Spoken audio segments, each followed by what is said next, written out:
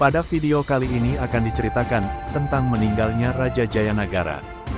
Pada tahun 1328 M, 9 tahun setelah pemberontakan Kuti, Jayanagara mati di tangan Tanca, seorang pelantun syair yang sering diminta menghibur sang prabu. Cerita pembunuhan itu bermula pada 1328, saat Tanca yang juga seorang tabib diminta mengoperasi bisul yang diderita Jayanagara.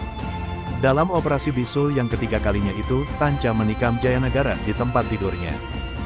Gajah Mada yang menunggu di samping raja segera bangkit menusuk Tanca dan mati seketika itu juga. Namun peristiwa pembunuhan itu masih simpang siur. Ada beberapa versi sejarah tentang siapa sang pembunuh dan apa motifnya. Versi pertama dari Slamet Muljana dalam tafsir sejarah Nagara Kretagama, menyebutkan bahwa Jayanagara dilanda rasa takut kehilangan tahtanya sehingga ia pun melarang kedua adiknya, yaitu Diagitarja, Tribhuwana Tunggadewi, dan Diahwiyat, Raja Dewi Maharajasa, menikah karena khawatir iparnya bisa menjadi saingan. Bahkan muncul desas-desus kalau kedua putri yang lahir dari Gayatri itu hendak dinikahi oleh Jayanagara sendiri.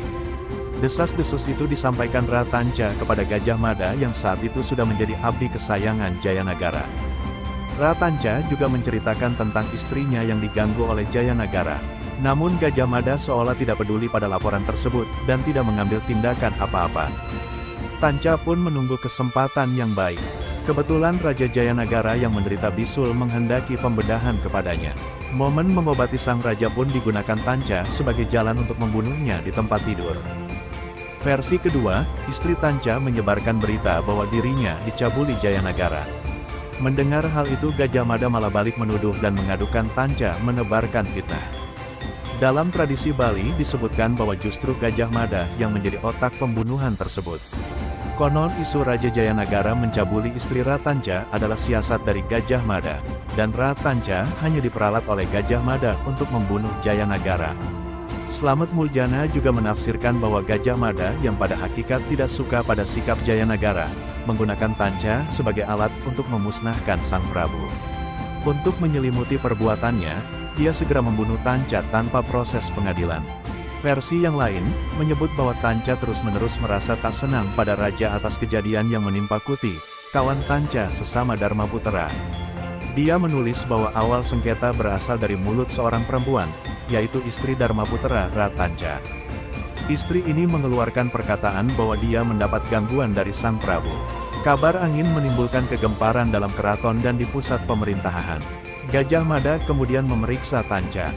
Namun, waktu pemeriksaan berjalan, Jayanagara sakit dan meminta Tanca membedah bisulnya. Kesempatan itu digunakan Tanca untuk melepaskan dendamnya membunuh raja. Versi yang lain mengatakan, kematian Jayanagara disebabkan karena meminum racun yang dibuat oleh tabib Ratanca dan pembantunya. Hal itu dilakukan sang tabib karena adanya hasutan dari para pemberontak. Menurut para raton, Jayanagara didarmakan dalam Candi Srenggapura di Kapopongan dengan arca di Antawulan.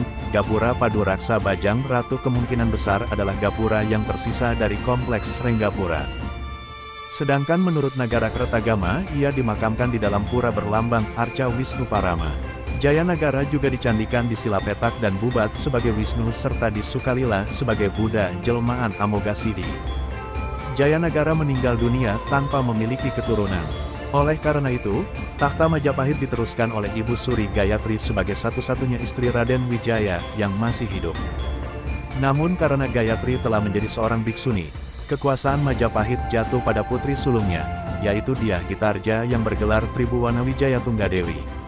Cukup sekian untuk video kali ini, terima kasih sudah menonton, dan jangan lupa untuk like, komen, dan subscribe.